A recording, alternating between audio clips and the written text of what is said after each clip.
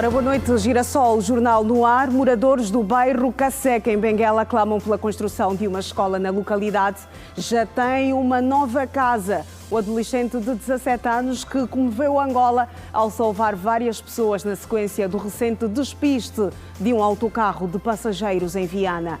Obras de construção da barragem da Cova do Leão, no Cunene, terminam no segundo semestre do próximo ano. Guerra civil no Sudão está a piorar. Alerta a missão da ONU que denuncia o uso de armas mais pesadas no conflito. Hoje é terça-feira, 17 de junho. Bem-vindo à informação.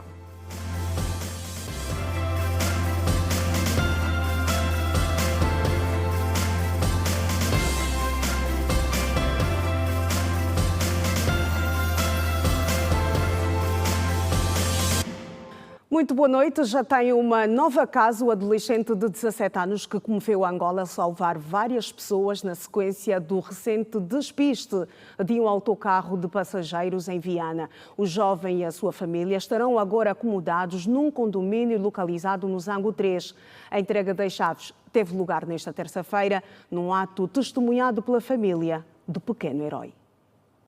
Depois de arriscar a própria vida para proteger desconhecidos, o jovem Mateus Domingos conquistou o coração dos angolanos. O herói, como ficou conhecido, conta como era a sua vida antes da fama. No meu bairro também não dá para viver. É um bairro de turbulência, que a vida não sobrevive, só volta atrás. Para me sobreviver, sempre fazia um biscado. Trabalhava no ferro, esse menino de procurar ferro, trabalhava nesse procurar ferro.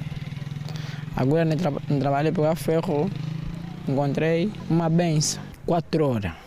Para mim chegar até no local do trabalho. Sim, era um processo difícil mesmo. Em um momento carregado de emoção e aplausos, o adolescente de 17 anos, que emocionou Angola e repercutiu fortemente nas redes sociais e na imprensa, foi presenteado com uma casa T3 oferecida por uma empresa privada no setor imobiliário, no intuito de dar à família do herói mais segurança, conforto e dignidade. O que ele fez, a gente poderia dar roupas, daria-nos, a princípio, dinheiro, mas isso não cobriria aquilo que o menino Mateus fez. Portanto, sentimos da parte do nosso coração dar a casa, porque a casa não vai estragar. Porque toda aquela pessoa que ajuda é ajudado. Portanto, o menino Mateus, Deus havia tocado ele no coração e ele ajudou famílias, salvou vidas. Portanto, nós não tínhamos uma outra coisa a não ser ajudar desta forma. Agradecida pelo gesto, Dona Teresa garante que desde o sucedido a família tem passado por maus bocados e por conta disso temem pela segurança dos seus parentes. Grata. Dou glória a Deus porque não é fácil, não é mesmo fácil e que também já estamos a correr pressão. As pessoas vizinhas não estão assim tão bem conosco e alguns estão, mas alguns é mesmo aquela, não, também quem é o que nos dá a pensar que já recebemos alguma coisa, mas infelizmente não. As pessoas entendem de outra maneira, porque no momento que estamos a sair, às vezes fora, ficamos já com aquele receio. Como sair? Olha a mãe dele, olha o pai dele. Menina, vem cá, você é irmã do herói, né? Você ainda anda assim? Roupa é esse? Mas eu só digo, minhas filhas não respondem. E também, se possível, não sair mesmo de casa, fiquem mesmo aqui. Não sonhava esse sonho de ter uma casa. Sim, não sonhava mesmo ter uma casa e já ter uma casa. Muito obrigado, Rosário TM. O ato de bravura de Mateus Domingos trouxe para ele muitas recompensas, pois o gesto foi considerado um exemplo raro de altruísmo entre os jovens. O menor sai de coletor de sucata a oficial da Polícia Nacional ou dos Bombeiros. Matilson, como é conhecido pelos colegas e amigos, explica que o feito mudou a sua vida, mas que jamais esquecerá que uma vida não pode ser salva por ele no fatídico dia. A coisa que me deu mais no coração é a senhora que morreu no meu corpo. Sim, é o que estava no teu carro. Eu pensei que ela vai sobreviver, tentei ela apertar no peito. Já não estava mais respirando, acabou de morrer. Esta ação simboliza o reconhecimento de que atitudes humanas e solidárias ainda têm valor e podem ser verdadeiramente transformadoras. Os moradores do bairro Caseca, em Benguela, clamam pela construção de uma escola na localidade. Esta situação está entre as preocupações da comunidade. Nesta terça-feira, o governador provincial de Benguela visitou o local e prometeu a construção da referida escola. A escassos quilómetros do centro urbano, o bairro do Caseca, na periferia da cidade de Benguela, carece de uma estrutura escolar digna para acolher centenas de alunos residentes nesta zona. Para fazer face às necessidades educativas, foram construídos estes bate-chapas que acolhem alunos do ensino primário e do primeiro ciclo. O grito de socorro da comunidade movimentou o governador provincial de Benguela e o seu pelouro para o respectivo bairro, onde se prevê a construção de uma escola. Foi bastante comovente termos falado com os alunos e uma estudante ter dito muito claramente e muito emotivamente que o que eles precisavam aqui para este bairro é de uma escola com uma estrutura definitiva, porque eles estão aqui a estudar em salas de aulas precárias, porque aqui as crianças nessa escola primária defecam ao ar livre, que não é bom para a saúde pública. E nós ficamos muito preocupados com isso e felizmente tivemos esta doação da nossa empresa diamantífera de Catoca e esta doação vai servir pelo menos para construir uma escola de 3 salas de aula com os recursos que nos foram doados, é uma doação. São 3 salas de aulas que serão construídas num prazo de 3 meses, de acordo com o diretor municipal da Educação, que espera-se que venha atender às necessidades dos cidadãos. São durante 3 meses, no sentido de melhorar imediatamente as condições de realização do processo de ensino-aprendizagem dos alunos que estudavam em condições muito precárias.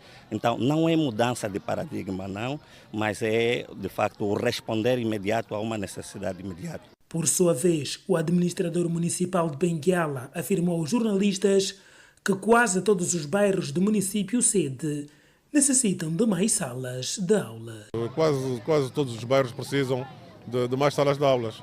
O crescimento populacional é de facto muito significativo na sua dimensão geral e obriga-nos a programar escolas em quase todos os bairros do município de Benguela.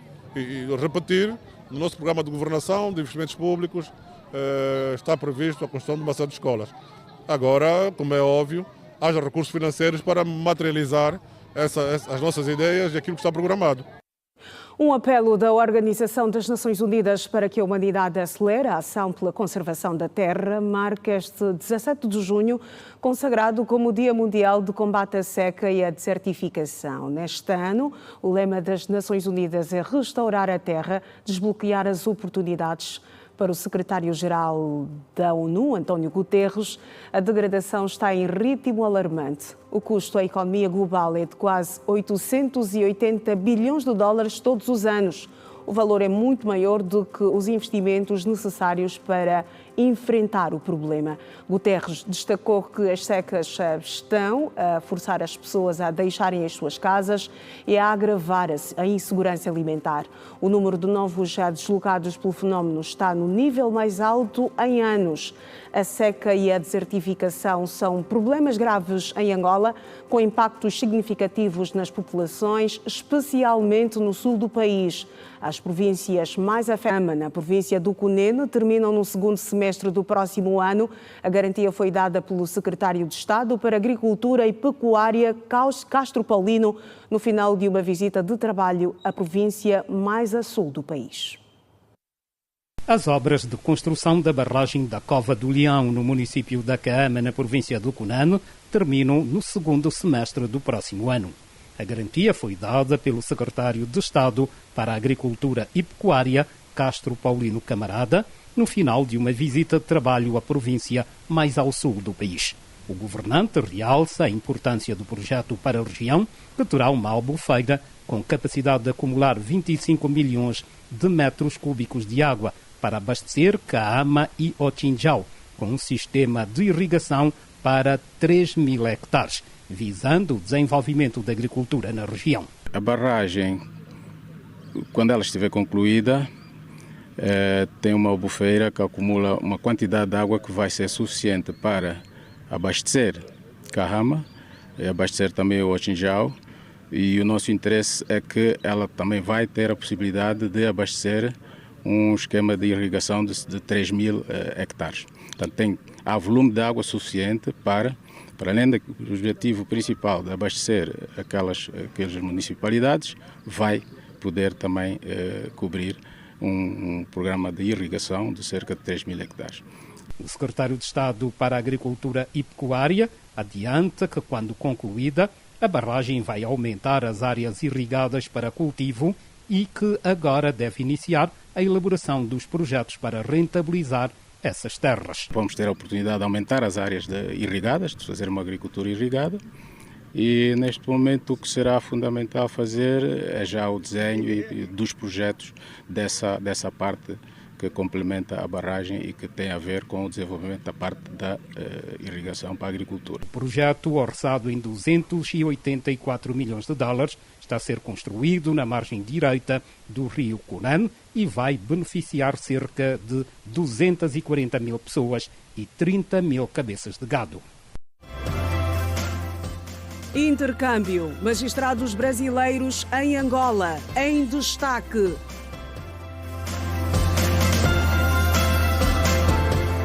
O Presidente da República, João Lourenço, vai dar continuidade nos dias 2 e 3 de julho em Luanda ao processo de distinção de personalidades ou de grupos de indivíduos no quadro das celebrações dos 50 anos de independência nacional. Vão ser condecorados as personalidades cujas ações ao longo do percurso histórico nacional representaram um legado perene de dedicação e serviço à pátria, informa uma nota da Presidência da República. Nesta terceira cerimónia, marcada para os dias 2 e 3 de julho, serão agraciados 654 cidadãos, dos quais 155 na classe Independência e 499 na classe Paz e Desenvolvimento. Ministro dos Recursos Minerais de países como Botsuana, África do Sul, Namíbia, Serra Leoa e República Democrática do Congo participam amanhã numa mesa redonda sobre diamantes naturais a decorrer aqui em Luanda. O evento é de iniciativa do Ministério dos Recursos Minerais, Petróleo e Gás. A discussão sobre diamantes naturais dominou a audiência que o Presidente da República, João Lourenço, concedeu na tarde de hoje ao CEO da De Beers, All Cookie. A mesa redonda vai discutir as estratégias para responder aos desafios que a indústria enfrenta, nomeadamente através de ações em todo o setor, para reforçar a promoção do valor inerente e do impacto positivo dos diamantes naturais, bem como inspirar uma nova geração de consumidores globais sobre a sua raridade e beleza, a fim de ajudar a garantir o seu impacto positivo contínuo nas nações e comunidades produtoras nas próximas décadas. Angola e os parceiros consideram que o surgimento da indústria de diamantes sintéticos está a impactar negativamente nos países produtores. De acordo com o Ministro dos Recursos Minerais, Petróleo e Gás, Diamantino Acevedo, a reunião poderá produzir a Declaração de Luanda, que deverá conter medidas para alterar o quadro atual. Convidamos os ministros responsáveis pelo setor diamantífero de Botsuana, da Namíbia, da África do Sul e da RDC para, em conjunto com os outros atores desta indústria, reunirmos aqui em Luanda e fazermos um alinhamento a nível de uma campanha de promoção do diamante natural conjunta. Então, faremos esta reunião amanhã e esperamos no fim da reunião fazer sair a declaração de Luanda sobre os diamantes naturais, que irá espelhar este esforço conjunto para a manutenção da importância do diamante natural no mundo. O ministro sinalizou que a situação atual dificulta a comercialização dos diamantes naturais, que, em consequência dos sintéticos, são vendidos a preços baixos. A situação nos obriga a não conseguir vender os diamantes como vendíamos antes e também quando vendemos a preço mais baixo. Esta é a situação que faz com que haja algum estoque que estamos a fazer não por estratégia de estocagem, mas por situação de mercado. E daí estarmos a fazer uma série de demarches para criar sustentabilidade no preço do diamante natural.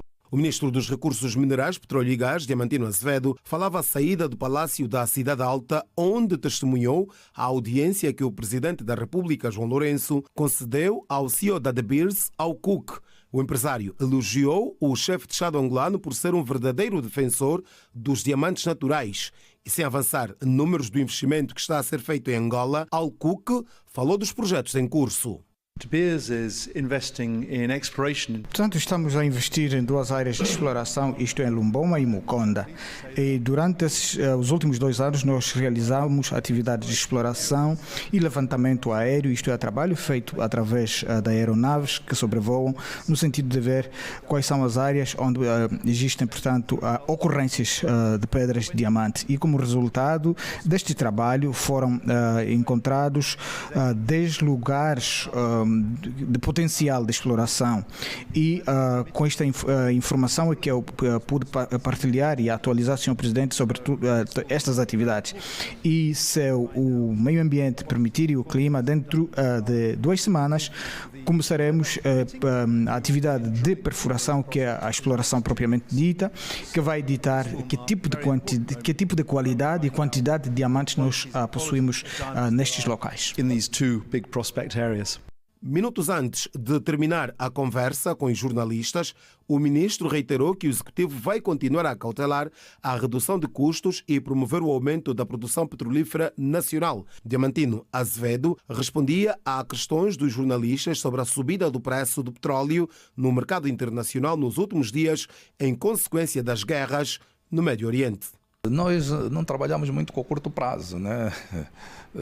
Isso é uma questão muito pontual, não sabemos o que é que virá posterior. Portanto, nós não devemos olhar muito para o curtíssimo prazo, né? Está aí, mas sabe que isto também implica o aumento de outros produtos, do preço de outros produtos. Portanto, temos que ser cautelosos com esses momentos. E para nós, vamos continuar na linha que traçamos. Nós temos um objetivo principal, que é diminuir o declínio da produção de petróleo de Angola, como sabe, teve a cerca de 20%, e fazer com que a nossa produção esteja mais ou menos a 1 milhão de barris por dia para os próximos anos. Essa é a nossa grande preocupação.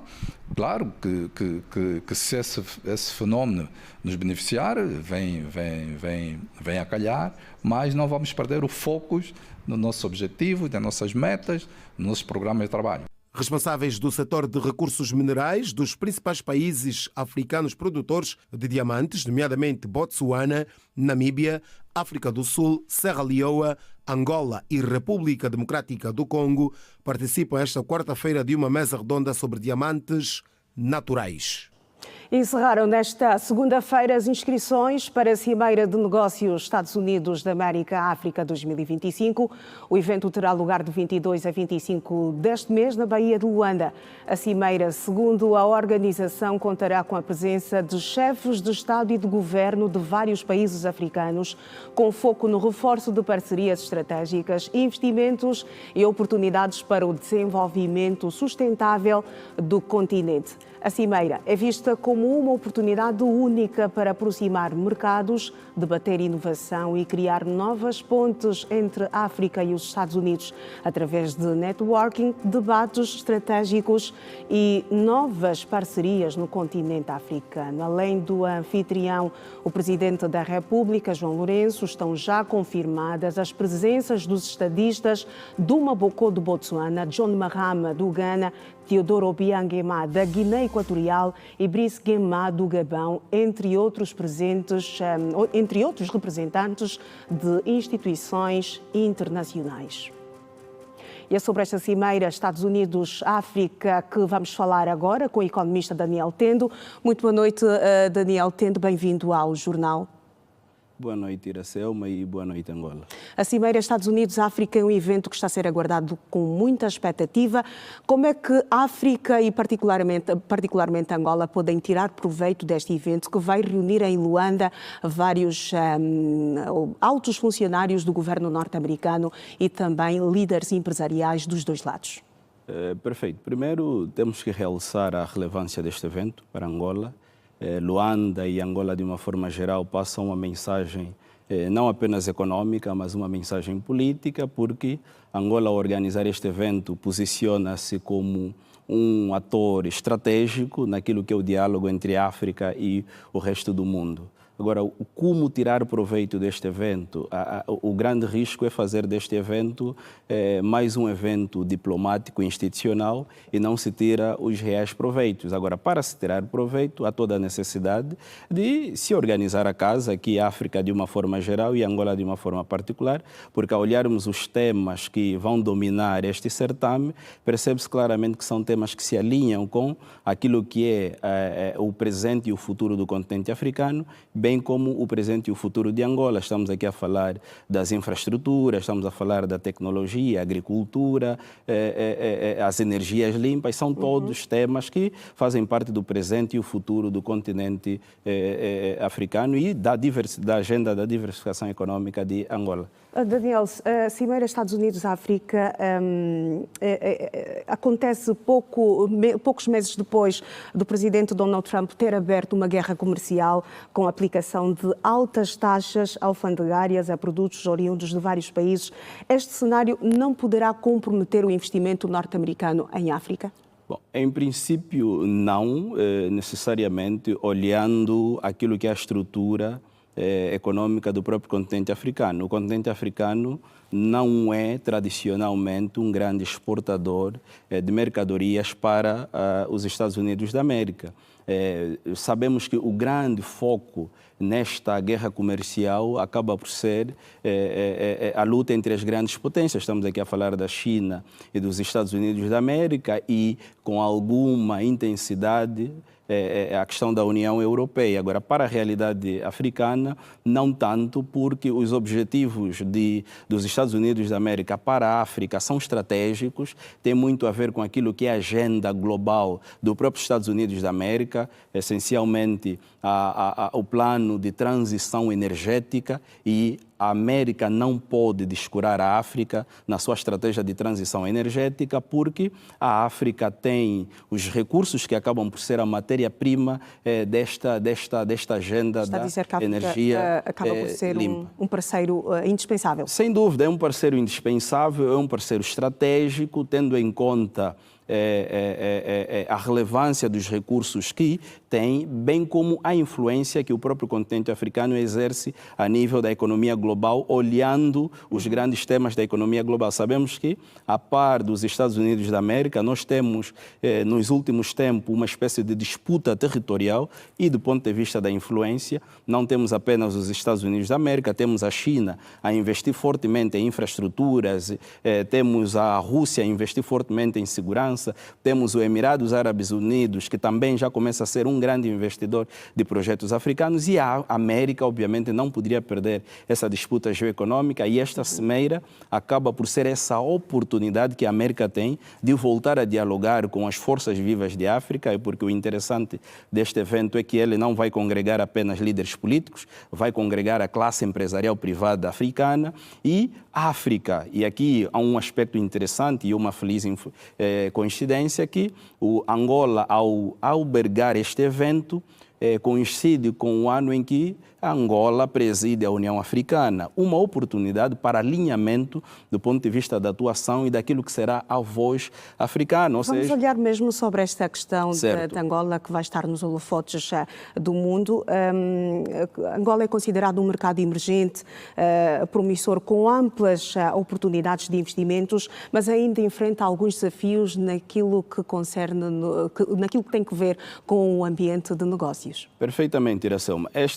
Este evento, mais do que ser essa vitrine, porque vai demonstrar as oportunidades de Angola, acaba por ser também um teste para Angola, porque Angola tem um conjunto de desafios. Quer dizer que este evento também vai expor os nossos desafios e começando com essa questão que a Iracema levanta aí muito bem, que é o ambiente de negócio ainda frágil, há uma economia pouco diversificada, as reformas institucionais que ainda não alcançaram o nível desejado, tudo isso são entraves e obstáculos que podem muito bem comprometer a capacidade de atração de investimentos num certame como este. Mas tudo são problemas conhecidos, são obstáculos conhecidos e Angola, ao organizar este evento, obviamente está ciente de que há muito por fazer ainda para ter que atrair investimentos desta natureza, porque mais do que empresários africanos, nós também teremos empresários americanos e, obviamente, estarão interessados em um conjunto de setores a nível da economia angolana. Um dos temas a ser abordado neste evento será o Corredor do Lobito, uma infraestrutura que liga Angola, a República Democrática do Congo, a Zâmbia e a Tanzânia. Ou seja, este corredor vai servir para a atração de investidores norte-americanos ao nosso país. Perguntando de uma outra forma, vai ser o grande triunfo para Angola mostrar aos homens de negócios norte-americanos? Obviamente que o corredor do Lobito acaba por ser a grande infraestrutura do ponto de vista dos transportes que Angola tem como a montra, ou podemos chamar assim, cartão de visita no que a captação de investimento diz respeito, porque nós sabemos que esse corredor do Lobito acaba por colocar Angola num hub geoeconômico, porque Angola, com essa infraestrutura importante, acaba por ser a porta de entrada de países como o próprio Estados Unidos da América e todo o continente americano para a África e conseguir então escoar também produtos do interior de África para o resto do mundo. Portanto, tem essa relevância, mas também é um corredor que permite explorar as potencialidades ao longo do caminho de ferro de Benguela. É aí onde Angola pode atrair certamente investidores americanos, nomeadamente na construção de, por exemplo, zonas econômicas especiais ao longo do corredor do Lobito.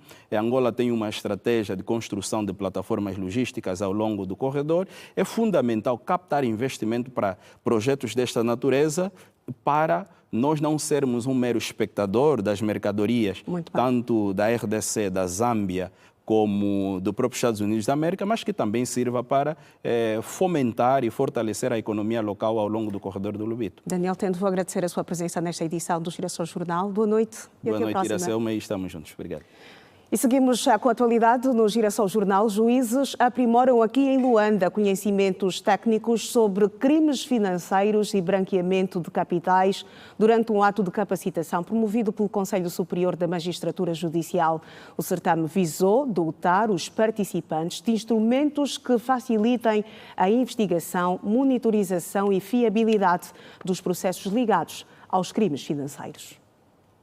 Durante a formação, ficou patente entre juízes que o país tem leis robustas para julgar e condenar casos de crimes financeiros, mas falta alguma eficácia na aplicação da lei, como admite Jamila Lopes, juíza de direito e também formadora neste workshop. Devemos ser mais eficazes na aplicação da lei e devemos batalhar para que haja maior transparência e maior diálogo interinstitucional, e também precisamos que todas as entidades públicas e privadas abracem este engajamento no combate ao branqueamento de capitais através de um diálogo entre todas as instituições, as entidades reguladoras, a CMC, a ARSEG, DNA.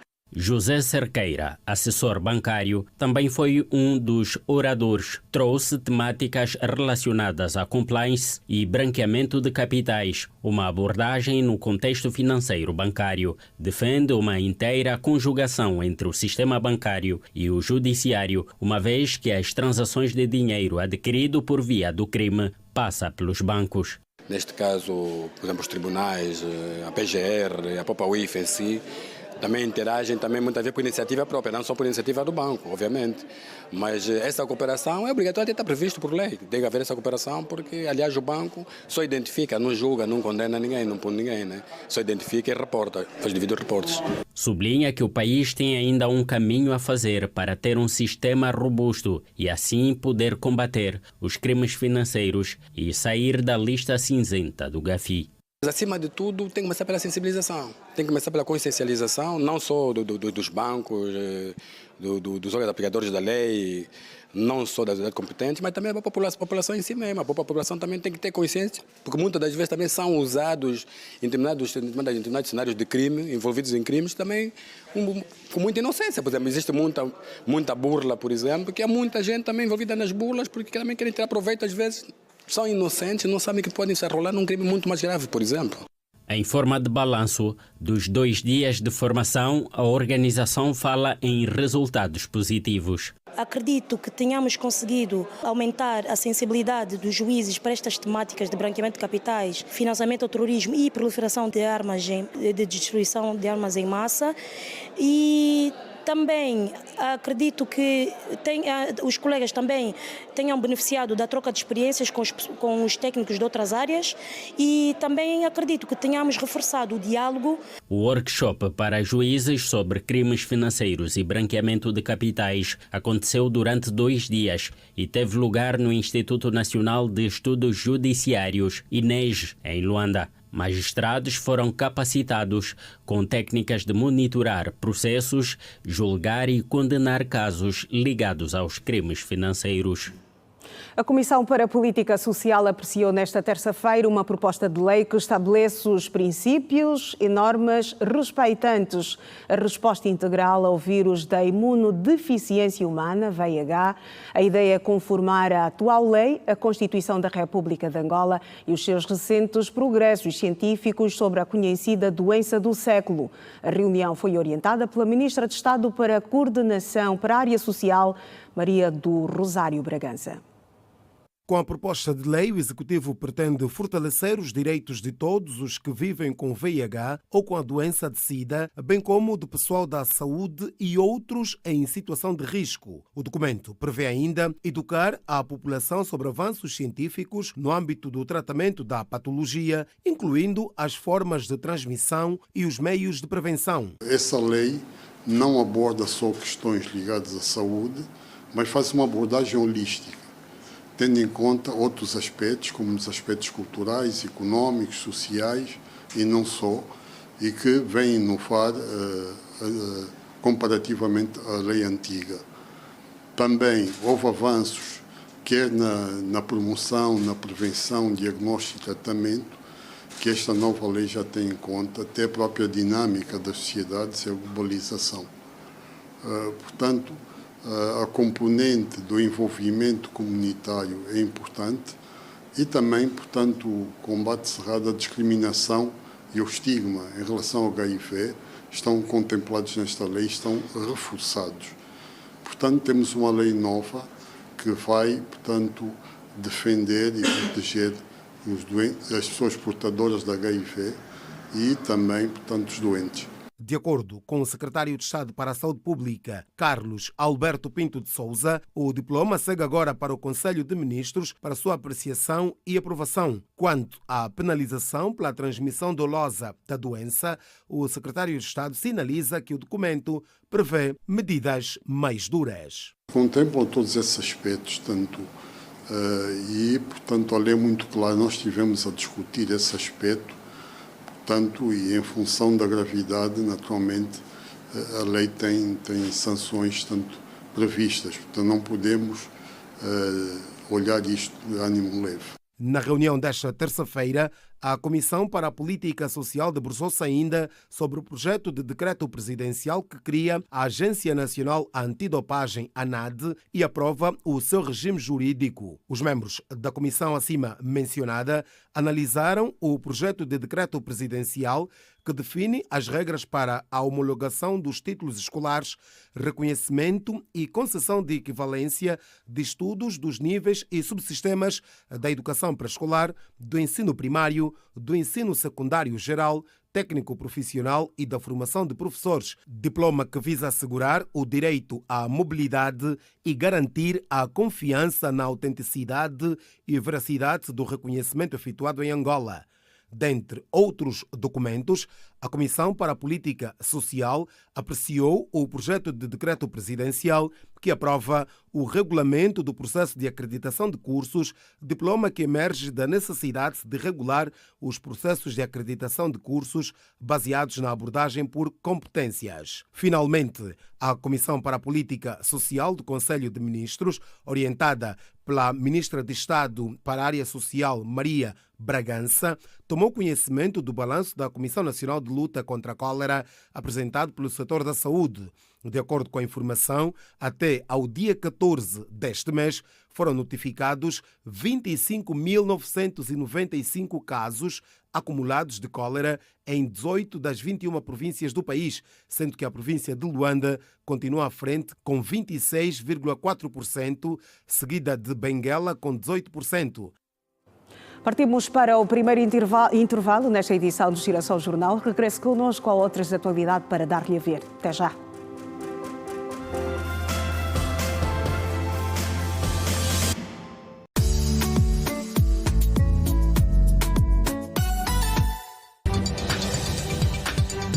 Uma análise sobre o que gastamos e poupamos diariamente.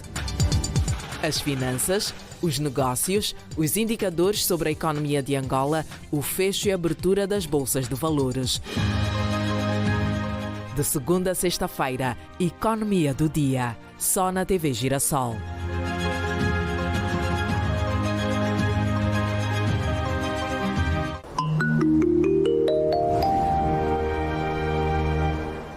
Há 80 anos, o Porto de Luanda tem sido o motor do progresso de Angola. E é aqui onde nasce o movimento que faz o país avançar. E o futuro está atracado à inovação, ao respeito às pessoas e ao ambiente.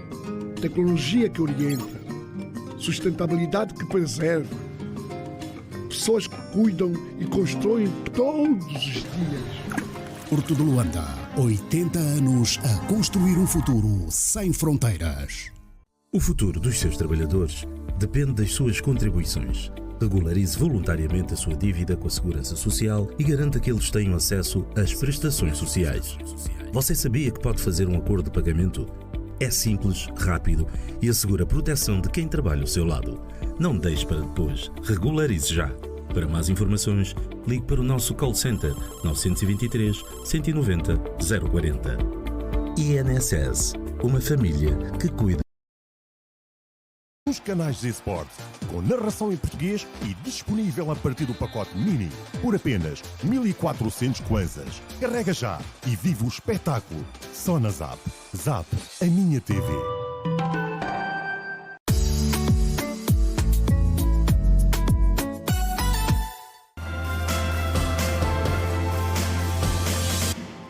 Bem-vindo de volta às notícias. O Presidente da República, João Lourenço, convidou o seu homólogo chinês, Xi Jinping, a participar em Luanda nas celebrações dos 50 anos da independência nacional. A embaixadora de Angola na República Popular da China, Dalva Ringote Allen, foi a portadora do convite. O convite foi entregue ao embaixador Du Xiaohe, diretor para a Direção-Geral do Departamento África do Ministério dos Negócios Estrangeiros da China. Durante o encontro, os diplomatas manifestaram satisfação pelas excelentes relações de amizade e cooperação entre os dois países e concordaram com a necessidade da realização de reuniões técnicas bilaterais regulares entre os departamentos ministeriais de ambos os países, com vista a se garantir o melhor acompanhamento de projetos e ações em curso. O chefe do Departamento África do Ministério dos Negócios Estrangeiros da República Popular da China falou com a diplomata angolana sobre o valor histórico e estratégico que a China atribui às relações com Angola, iniciadas nos momentos mais difíceis, sobretudo do percurso de Angola, sendo que nesta ocasião a China não se fez rogada e nem poupou esforços no conforto a prestar ao nosso país. Por sua vez, a embaixadora Dalva Ringot Allen aproveitou a ocasião e fez um rescaldo global da participação de Angola na recém-terminada Conferência Ministerial dos Coordenadores para a implementação dos resultados do Fórum de Cooperação China-África, FOCAC, com uma delegação de alto nível liderada pelo ministro das Relações Exteriores, Tete António, que integrou também o ministro da Indústria e Comércio, Rui Miguel de Oliveira, bem como da participação ativa de Angola na 4ª Exposição Econômica e Comercial China-África CAET 2025, que teve início no passado dia 12 deste mês e que terminou no último domingo na região de Changsha, Hunan, centro-sul da China. E o chefe da diplomacia angolana, Tete António, chegou nesta terça-feira no Burkina Faso, onde se vai reunir com as autoridades locais no âmbito das tarefas emanadas pelo Presidente da República e da União Africana, João Lourenço. O titular da pasta da diplomacia angolana faz-se acompanhar do embaixador Jorge Cardoso, diretor para a África, Médio Oriente e organizações regionais do Mirex e outros altos funcionários, tendo recebido cumprimentos de boas-vindas do ministro dos Negócios Estrangeiros do Burkina Faso, Karamoko Traoré. E uma delegação de magistrados judiciais ligados à Escola Nacional de Formação e Aperfeiçoamento da República Federativa do Brasil visitou esta terça-feira a Assembleia Nacional. Na ocasião, o secretário-geral da delegação brasileira foi recebido em audiência pelo secretário-geral da Assembleia Nacional, Pedro Agostinho de Neri. A experiência da delegação brasileira teve como objetivo conhecer a imponente infraestrutura, os vários departamentos e o funcionamento da Casa das Leis angolana. No fim da visita ao Parlamento angolano, o secretário-geral da Escola Nacional de Formação e Aperfeiçoamento de Magistrados do Brasil, Ilan Presser, foi recebido em audiência pelo seu homólogo, secretário-geral da Assembleia Nacional, Pedro Agostinho de Neri. A formação contínua dos técnicos e do judicial dominou o encontro entre os secretários-gerais. Tanto comparamos a formação judicial dos juízes brasileiros, dos juízes angolanos, quanto a formação aqui que tem dos servidores da área técnica da equipe que subsidia o trabalho dos parlamentares, tanto da área técnica do Poder Judiciário quanto do Legislativo, e também mecanismos de fiscalização, de controle e de relacionamento entre os poderes. Ilan Presser realçou as diferenças entre o parlamento angolano e o brasileiro. Nós temos uma quantidade, me parece, maior de sessões. A sessão plenária aqui normalmente acontece uma vez por mês ou às vezes com uma sessão extraordinária. Também nós temos uma população maior e me parece que no Brasil o Congresso Nacional, foi o âmbito aqui da nossa conversa, ele é mais aberto, ele tem mais sessões de comissões, o povo está mais lá dentro, tem mais debates acalorados, então algumas mudanças culturais que a gente vê aqui entre o legislativo brasileiro e o legislativo angolano em relação ao funcionamento da Casa de Leis. Secretário-geral da Escola Nacional de Formação e Aperfeiçoamento de Magistrados do Brasil, Ilan Presser, no fim da audiência concedida pelo secretário-geral da Assembleia Nacional, Pedro Agostinho de Neri. A delegação de magistrados brasileiros está no país para ministrar no Instituto Nacional de Estudos Judiciários uma sessão de formação de formadores aos magistrados judiciais angolanos. A delegação eclesiástica, composta por 44 peregrinos angolanos, que se encontrava retida em missão religiosa e cultural em Tel Aviv, Israel, na sequência das tensões no Médio Oriente, chega amanhã a Luanda. A informação foi avançada pelo Gabinete de Comunicação Institucional e Imprensa do Ministério das Relações Exteriores. A missão religiosa chegará às 12 horas e os peregrinos, segundo o Mirex, serão recebidos pelo secretário de Estado para a Cooperação Internacional e Comunidades Angolanas, Domingos Vieira Lopes. O Ministério das Relações Exteriores garante ainda que, face à recente escalada de tensão que opõe Israel e o Irão, está a acompanhar de forma atenta e contínua a evolução da situação no terreno. E as autoridades iranianas afirmaram que cerca de 1.800 pessoas ficaram feridas desde o início dos ataques israelitas ao país.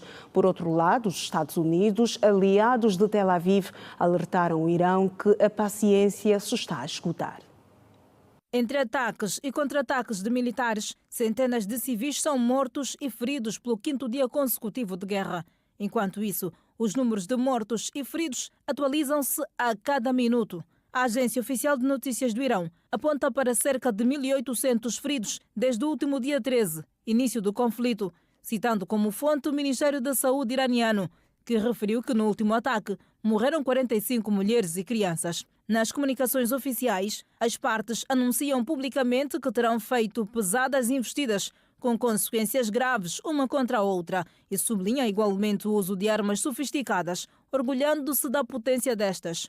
O Irão, por exemplo, afirmou hoje que usou pela primeira vez um novo míssil indetetável num ataque contra uma instalação de inteligência israelita, observando que o ataque penetrou com sucesso nos sistemas de defesa aérea em camadas apoiados pelos Estados Unidos. Já Israel afirmou que bombardeou instalações de mísseis no oeste do Irão, enquanto o presidente norte-americano Donald Trump, aliado de Tel Aviv, afirmou que o espaço aéreo iraniano estava controlado.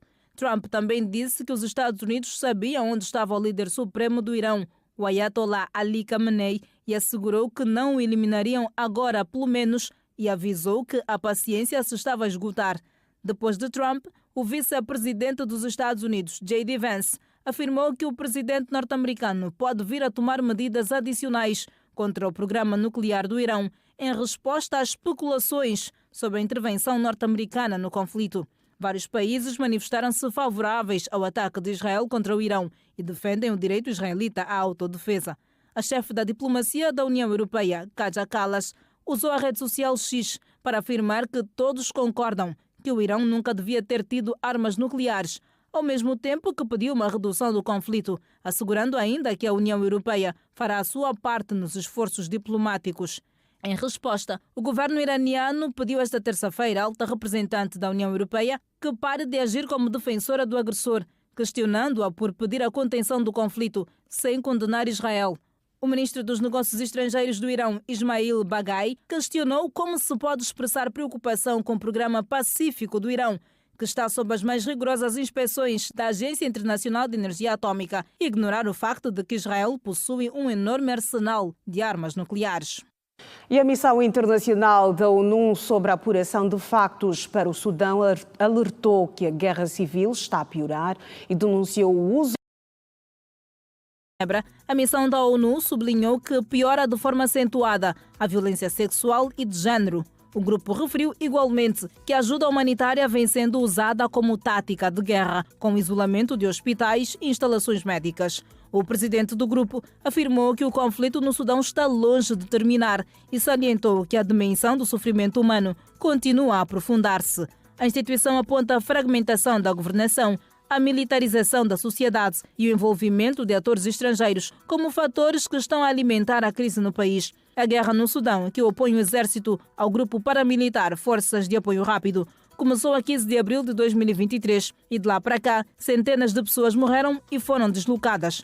O número de mortos é estimado em pelo menos 24 mil e o de deslocados em cerca de 13 milhões, incluindo 4 milhões que cruzaram para países vizinhos. O conflito causou aquela que é hoje considerada a maior crise humanitária do mundo. Nos últimos tempos, o Exército anunciou a conquista de infraestruturas importantes, o Banco Nacional e o aeroporto, antes sob domínio dos paramilitares, que haviam tomado a capital do país. No entanto, com a capital de volta às mãos do governo, as autoridades determinaram a reabertura das universidades em Khartoum. Por via de um documento, o primeiro-ministro ordenou ao Ministério do Ensino Superior e Pesquisa Científica que fizesse uma avaliação adequada dos danos e reparos após os ataques aos prédios das universidades e centros de pesquisa.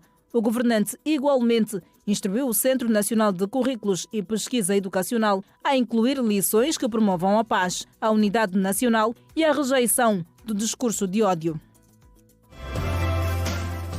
Federação Angolana de Futebol, atrasos salariais em destaque.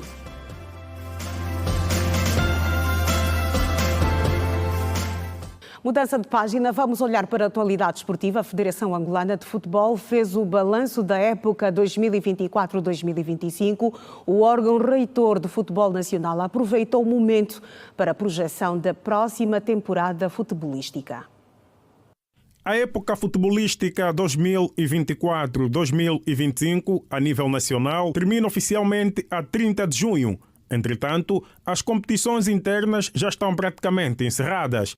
Facto este que levou a direção da Federação Angolana de Futebol, juntamente com a Associação Nacional dos Clubes Angolanos de Futebol, ANCAF, a realizar a conferência de imprensa sobre o balanço da época e a projeção da que se avizinha.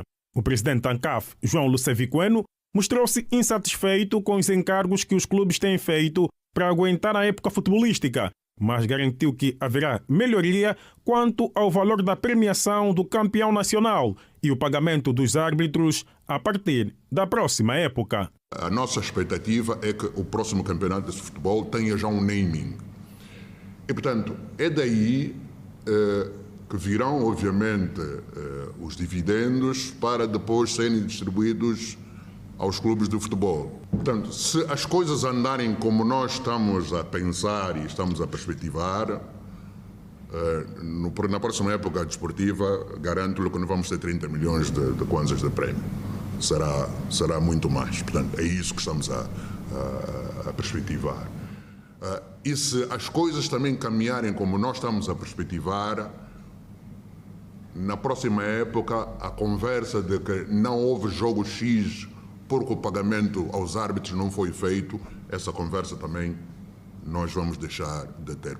Por outro lado, o presidente da Federação Angolana de Futebol, Alves Simões, sublinhou a importância de reduzir os custos, tendo em conta as dificuldades que o órgão reitor do nosso futebol enfrenta. Facto este que o fez não renovar mais de 50 contratos com antigos funcionários da Federação. Nós tínhamos 150 trabalhadores na Federação, dos quais 50 eram exatamente aqueles que tinham contrato que terminou. Não vão ser renovados. Para mim não são úteis. Há outras pessoas mais úteis e que nós vamos priorizar aí. Para ter uma questão de gestão. E a gestão quem faz? Já o diretor de competição da FAF, José Neves, fala em balanço positivo da época 2024-2025, ao apresentar as atividades realizadas. Nós realizamos 240 jogos nas 30 jornadas, divididas em 15 em cada, na primeira volta e na segunda. Tivemos, portanto, a nível do Campeonato Nacional de Girabola, 11 províncias com representantes no Girabola, em que Luanda foi a província com mais representantes, com 5, seguido de Benguela com 3 e depois a província do Ije, que teve 2 representantes. As restantes províncias tiveram apenas um representante no Campeonato Nacional. Tivemos também, a nível de golos marcados, 463 golos nessa época 2024-2025. Recordo que, a nível nacional, o Petro de Luanda venceu o campeonato. O Cabo Scorpio conquistou a Taça de Angola. Redonda do Bengo, 1º de Maio de Benguela e Gelson de Luanda são os novos inquilinos do Girabola, edição 2025-2026. O presidente da Federação Angolana de Futebol, Alves Simões, assumiu nesta segunda-feira falta de salários de 2 meses aos funcionários da FAF. O órgão reitor do futebol nacional, dirigido por Alves Simões, presidente da FAF, está a viver um momento de instabilidade financeira. É isto mesmo. Os funcionários da Federação Angolana de Futebol estão há quase 3 meses sem salários. De acordo com o presidente Alves Simões, esta situação é real e preocupante. É verdade, sim. Isso não vamos mentir, isso é verdade. Isso acontece em toda parte do mundo. Já aconteceu anteriormente na outra direção e acontece mesmo em estruturas de Estado. Também há problemas de salários, mas isto é uma questão transitória e logo será resolvido, não há problema nenhum. Mas afinal, Sr. Presidente, há quanto tempo estão sem salários? São 2 meses. Eu quando entrei eram 4 meses e meio e já foi resolvido esses 4 meses e meio. Vamos resolver. Isso é uma questão que de facto me preocupa. E estou em cima deste assunto. Não pode ser isso norma, nem normal, que os trabalhadores tenham que ficar 2 meses sem salário, porque isso não é bom. Não é um bom pronúncio. Temos que nos organizar. É uma dívida do passado? Não. Do seu mandato? Não. É mesmo do meu mandato. Do passado já foi pago. Eu assumo as minhas responsabilidades. Vale referir que no balanço de 100 dias, o presidente da Federação Angolana de Futebol, Alves Simões, garantiu ter encontrado uma dívida na FAF avaliada em mais de 2 mil milhões de kwanzas e estas envolviam dívidas aos funcionários. O Oklahoma City Thunder derrotou o Indiana Pacers por 120-102 e está a uma vitória do título de campeões da Liga Norte-Americana de Basquetebol NBA. Fazemos aqui mais um curto intervalo no Girassol Jornal. Continue connosco, voltamos dentro de instantes. Até já.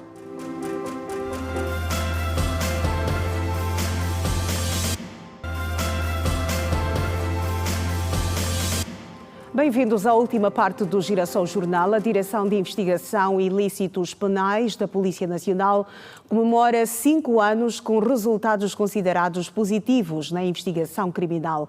É uma avaliação feita pelo segundo Comandante-Geral da Polícia Nacional, Domingos Ferreira de Andrade, que destacou nesta terça-feira o êxito da concretização dos objetivos traçados a quando da criação da DIP.